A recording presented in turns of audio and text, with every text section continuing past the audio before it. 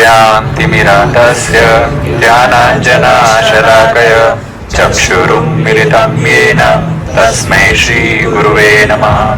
नमो विष्णुपादाय कृष्णपृष्ठाय भूतले श्रीमते भक्तिवेदान्त स्वामिनिति नामिने। नमस्ते सरस्वते देवे गौरवाणी प्रचारिणे निर्विशेष शून्यवादी पाश्चात्यदेशतारिणे। जय श्री कृष्ण चैतन्य प्रभु नित्यानंद श्री अद्वैत गदाधर श्रीवासादि गौर भक्तवृंद। हरे कृष्णा कृष्ण कृष्ण हरे हरे, हरे राम राम राम हरे हरे।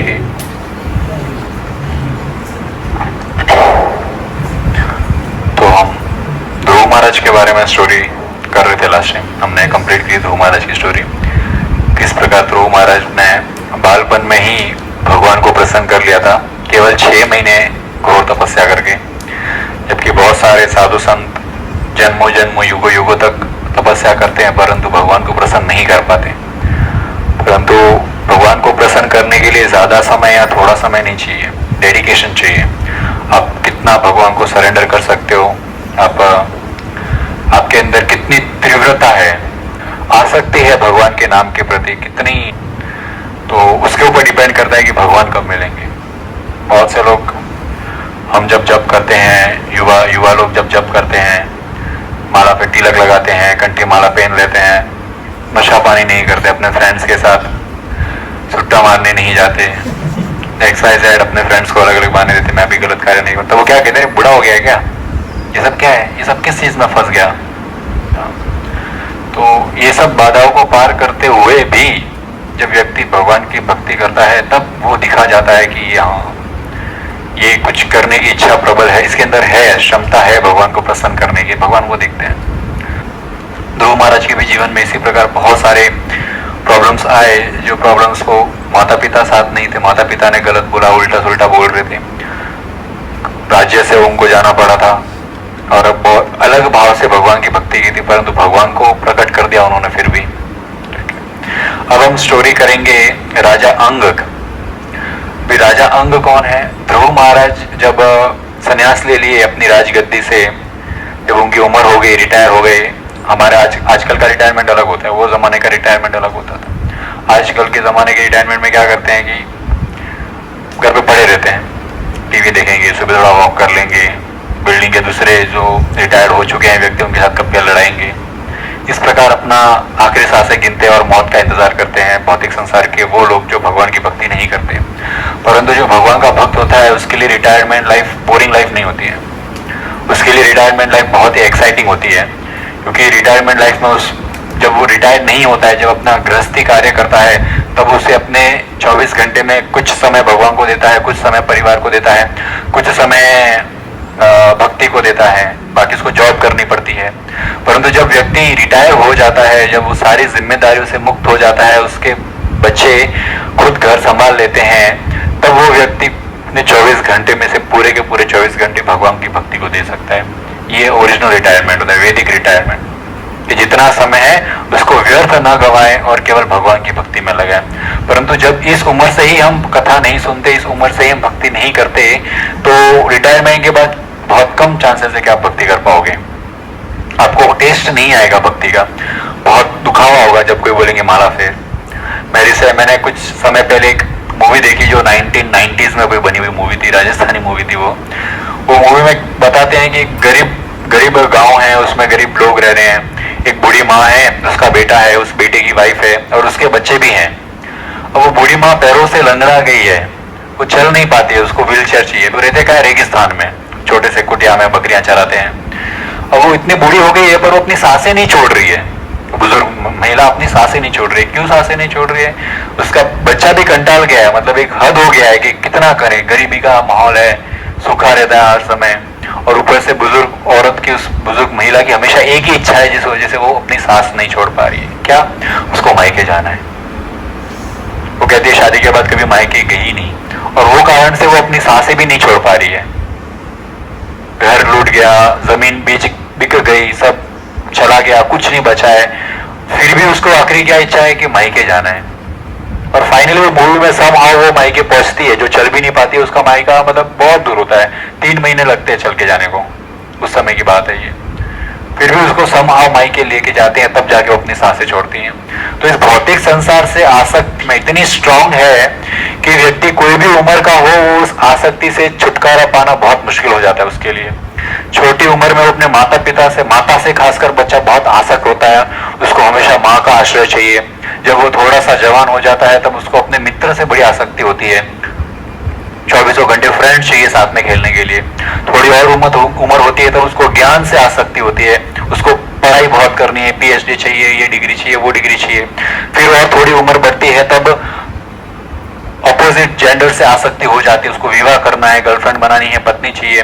उसके पश्चात उसके बच्चे हो जाते हैं, तब उसकी आसक्ति उसके बच्चों में चली जाती है कि अब बच्चे ही मेरे लिए सब कुछ है।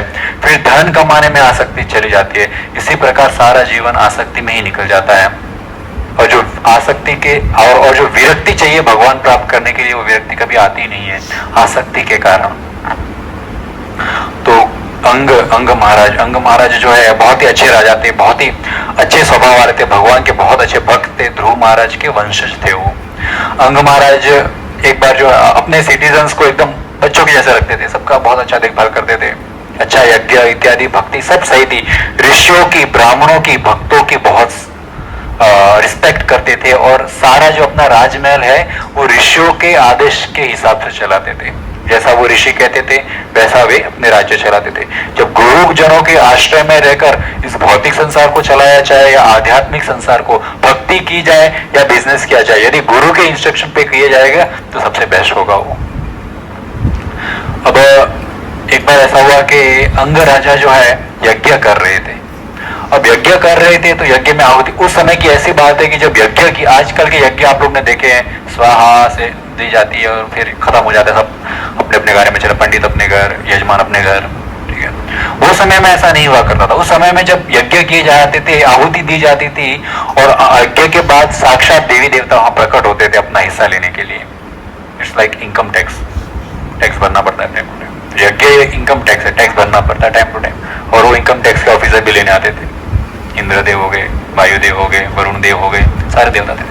और ये रूल था, ऐसा हो ही नहीं सकता कि वो ना आए लेने के लिए, आना ही होता था। परफेक्ट ब्राह्मण, परफेक्ट यजमान राजा, परफेक्ट मंत्र उच्चारण, ये सब चीजें परफेक्ट होने की वजह से देवता थे। आजकल ना परफेक्ट ब्राह्मण मिलता है, ना परफेक्ट यज्ञ किए जाते हैं, ना परफेक्ट मंत्रों का उच्चारण किया जाता है। इनफैक्ट जो मंत्रों का उच्चारण करता है उसको ही उसका मीनिंग पता नहीं होता है, तो भगवान को वो क्या बुलाएगा। तो उस समय उन्होंने परफेक्ट सब यज्ञ किया। एंड में देवी देवता आने चाहिए थे अपना यज्ञ का हिस्सा एक्सेप्ट करने के लिए, पर देवी देवता आए ही नहीं। सब बड़े चकित हो गए, बड़े शॉक हो गए, बोले क्या हो गया, देवी देवता क्यों नहीं आए यज्ञ का अपने आहुति प्राप्त करने के लिए। तब राजा ने वहां के ऋषि मुनियों को पूछा कि क्या कारण है कि देवी देवता यज्ञ नहीं, अपनी आहुति जो एक्सेप्ट करने नहीं आए अपना हिस्सा यज्ञ का। तब ऋषियों ने राजा को कहा कि राजा, इस जन्म में तो आपने कोई ऐसा पाप नहीं किया है कि देवी देवता आपसे रुष्ट हो जाए और यज्ञ पुरुष ना आए, यज्ञ एक्सेप्ट करने के लिए ना आए, परंतु आपके पिछले जन्म का एक पाप है, वो पाप के कारण इस जन्म में आपको पुत्र नहीं हुआ है, और यही कारण से जो है देवी देवता नहीं आ रहे यज्ञ में जो है अपना एक्सेप्ट करने के लिए। तब राजा ने सवाल पूछा कि अभी ऐसा क्या किया जाए कि पुत्र प्राप्ति हो, क्योंकि उनको, उनके वाइफ को पुत्र नहीं हो रहा था। तो पुत्र कामिष्टि यज्ञ किया गया पुत्र प्राप्ति के लिए। सब चीज का सॉल्यूशन भक्ति हुआ करता था एक जमाने में। आज भी सब प्रॉब्लम्स का सॉल्यूशन भक्ति है।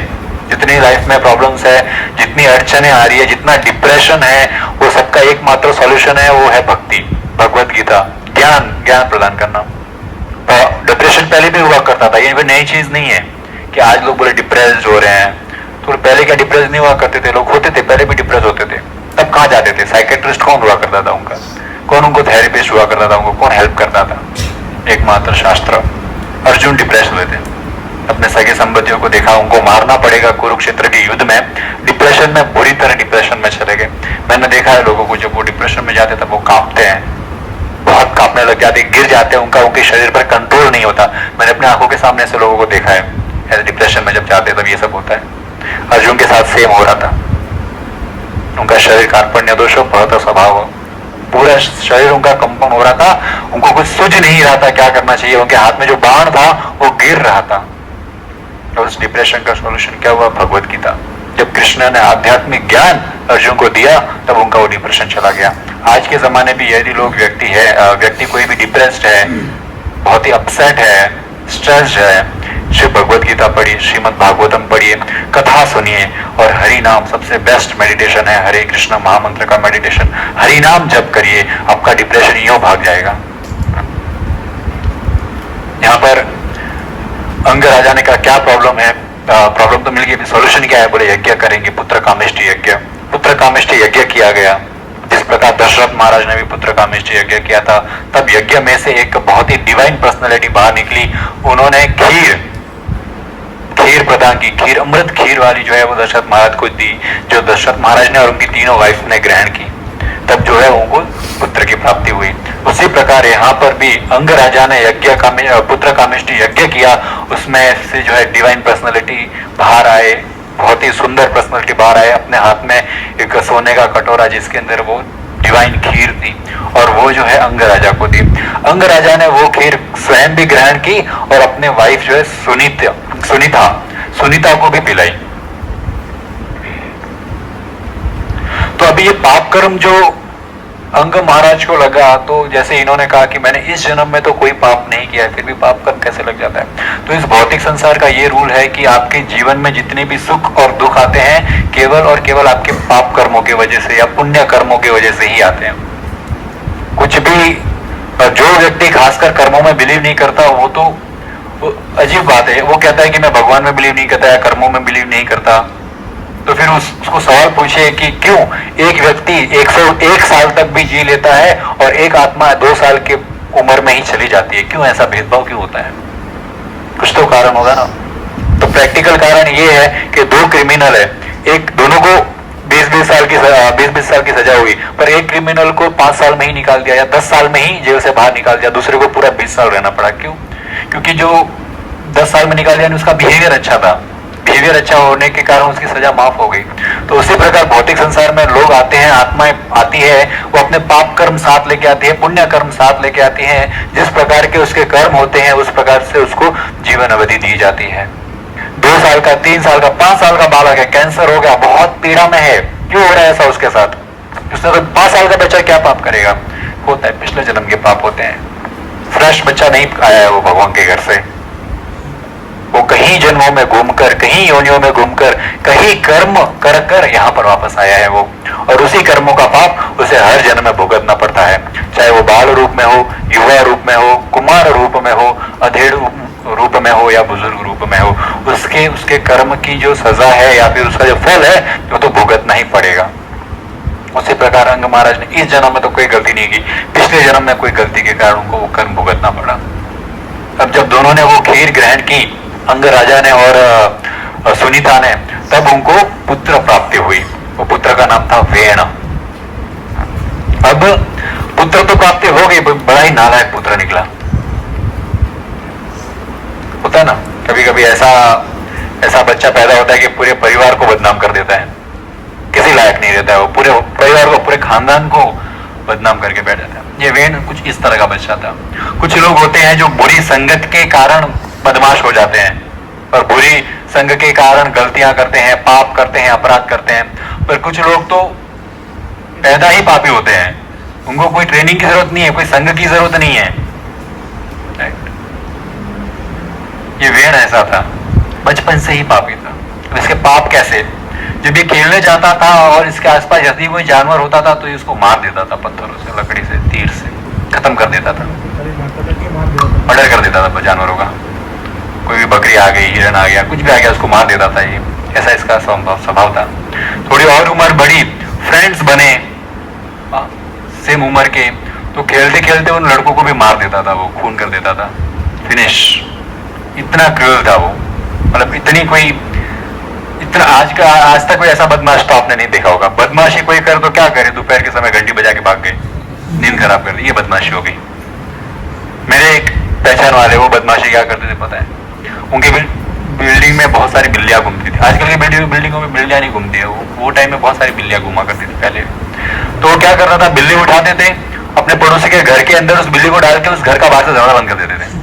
तो घर और बिल्ली तो अंदर दोनों सब परेशान, सब तहस नहस करते, बिल्ली कूदती थी अंदर, घर वाले भी कूदते थे। तो ये छोटी मोटी बदमाशी ठीक है, समझ में आती है, पर किसी के बच्चे को ही मार देना, खत्म कर देना, ऐसे बदमाशी वो क्या करते थे। सारे जो राज्य के लोग थे बड़े डर, एक तो राजकुमार, ऊपर से ऐसे बदमाश, बड़ा भय से रहते थे। जिस गली से वो गुजरता था वो लोग दरवाजा बंद कर देते थे। दूर दूर तक कोई बच्चा रोता था तो वेड़ के बारे में उसकी माँ बताती थी, सो जाओ ना वेड़ आ जाएगा। तो बच्चा सो जाता था डर के मारे, कि वेड़ से तो मार ही देता है। अब जो राजा अंग थे वे बड़े परेशान, बोले ऐसा पुत्र लोगों को मार रहा है, बोले खत्म कर दे रहा है बच्चों को, जानवरों को। पहले तो बहुत समझाने की कोशिश की, सही रास्ते पर लाने की कोशिश की, परंतु वो सुधरा नहीं। कुत्ते की दुम टेढ़ी की टेढ़ी होती है, वो नहीं सीधी होगी। कुछ लोग होते ही ऐसे, कितना भी भक्ति का ज्ञान दे दो, कितना भी उनको बता दो अरे सिगरेट गलत है, हुक्का गलत है, मांस का खाना गलत है, पर वो नहीं सुधरते, फिर भी जाके वो पिएंगे ही। तो यहाँ पर वेण सुधरा नहीं, राजा बड़े दुखी हो गए, बोले पूरे ये ऐसा पुत्र नालायक पैदा हुआ, इससे अच्छा तो पुत्र न होता, वही ठीक होता। देवी देवता ही नहीं आते, इससे ज्यादा क्या हो जाता। फिर पुत्र आया तो अब तो और भी देवी देवता नहीं आएंगे इसके डर के कारण, ऐसा बोले नालायक पैदा हुआ है। और हमेशा हम श्रीमद् भागवत इतने चिंतित हो गए कि काइंड ऑफ डिप्रेशन में चले गए। पुत्र ऐसा नालायक है, इनकी भी उम्र हो रही है, पुत्र भी उम्र बढ़ रही है और इतनी गलतियां कर रहा है। तो श्रीमद् भागवतम में हम बहुत बार ऐसे प्रसंग देखते हैं कि जब बिग पर्सनालिटीज जैसे अंग राजा है, पूरे पृथ्वी के राजा, ऐसे राजाओं के जीवन में जब प्रॉब्लम आती थी तो वो प्रॉब्लम का यदि सॉल्यूशन मिले तो वेल एंड गुड, परंतु यदि उसका सॉल्यूशन नहीं मिले तो उसको छोड़ देते थे, उसको लेके चिंतित नहीं रहते थे। तो इसके दो तरीके से अंग राजा ने इस प्रॉब्लम को सोचा। वन थिंग इज कि चलो अच्छा है ऐसा बच्चा पैदा हुआ, बोले क्यों ऐसा अच्छा है, ऐसा बच्चा पैदा होने से क्या फायदा होता है। बोले इस भौतिक कि मेरे को इससे एक सबक मिला है कि इस भौतिक संसार में कितनी भी सुख समृद्धि प्राप्त कर लो, परंतु कोई ना कोई ऐसा एक व्यक्ति आएगा जो उसको तहस नहस करके चला जाएगा। वो खुशी आपकी हमेशा के लिए नहीं टिकेगी। Someone will come and hurt you, someone will come and disappoint you। अब कितने भी परफेक्ट हो जाओ, अब सेटिस्फाई नहीं रहोगे। और दूसरा, क्योंकि इस भौतिक संसार का नेचर ही ऐसा है ना, अंग राजा बहुत सही है, कभी इस जन्म में तो पाप नहीं किए, राज्य को बहुत अच्छे से प्रेम कर रहे थे, परंतु फिर भी क्या हुआ, ऐसा बच्चा पैदा हुआ, सारी शांति भंग कर दी। दुखालयम अशाश्वत, दुख आने ही आने, कितना भी परफेक्ट हो जाए व्यक्ति। दूसरा कि इस बात से मेरे को ये रियलाइज हुआ कि एकमात्र आश्रय इस भौतिक संसार में हमारी पत्नी नहीं है, हमारे माता पिता नहीं है, हमारे बच्चे नहीं है, हमारी बच्चियां नहीं है, हमारे मित्र नहीं है, हमारे सगे संबंधी नहीं है। इस भौतिक संसार में एक्चुअल में कोई अगर वेल विशर है तो वो केवल एकमात्र परम पुरुषोत्तम भगवान श्री कृष्ण है। तो अंग राजा को ये समझ आ गया कि जो भी संसार में अच्छा होता है और या फिर कुछ भी बुरा होता है वो तो केवल हमारे कर्मों की वजह से होता है, परंतु ऐसी सिचुएशन में यदि हम भगवान की शरण न ले तो हमारा जीवन, हमारा ज्ञान, हमारा ह्यूमन लाइफ वेस्ट है। इस मनुष्य देह जो हमको प्राप्त हुआ है, इसका एकमात्र गोल है कि अपनी भौतिक संसार की जो भी छोटी मोटी रिस्पॉन्सिबिलिटीज है, पढ़ाई करना, परिवार संभालना, समाज जो है उसमें अपना योगदान देना और उसी के साथ अपने जीवन को भक्ति करके सफल बनाना। यदि आपने अपने मनुष्य जीवन को भक्ति करके सफल नहीं बनाया है तो वो वेस्ट है। परंतु भक्ति करना इतना आसान भी नहीं है। प्रभुपाद कहते थे भक्ति बहुत आसान है, परंतु उसके ऊपर टिके रहना बहुत मुश्किल है। भक्ति सिंपल, क्या करना है आपको, कोई लंगोट पहन के हिमालय में जाके नहीं बैठना है, कोई नहीं बोल रहा है। या फिर गर्मी के मौसम में अपने आजू बाजू में आग की बाड़ बनाकर बीच में बैठकर तपस्या नहीं करनी है आपको कांटों की सैया पे नहीं सोना है, आपको कुछ भी ऐसा नहीं करना है, ना अपनी जटाएं बांधकर पेट से उल्टा लटकना है, सीधा लटक, कुछ तपस्या नहीं। भक्ति सिंपल, रोजाना जितना आपसे हो सके उतना हरे कृष्णा महामंत्र, भगवान के जो पवित्र नाम है, जो राधा और कृष्ण के पवित्र नाम है, क्योंकि कलयुग में वो भगवान नाम रूप में ही प्रकट होते हैं। नाम और नामी में कोई फर्क नहीं है। यहाँ पर कुशाल में और कुशाल के नामों में दोनों में फर्क हो सकता है, क्योंकि यहाँ पे 10 कुशाल बैठे होंगे, शायद बाहर 1000 कुशाल है, राइट। तो मैं एक कुशाल को बुलाऊंगा तो 10 कुशाल आएंगे, परंतु भगवान में और भगवान के नामों में कोई फर्क नहीं है। मैं यदि कृष्ण बोलूं या साक्षात कृष्ण यहाँ खड़े रहे, दोनों एक ही बात है। भगवान के नाम में ही उतना पावर है जितना भगवान में पावर है। और कलयुग के लिए खासकर भगवान नाम अवतार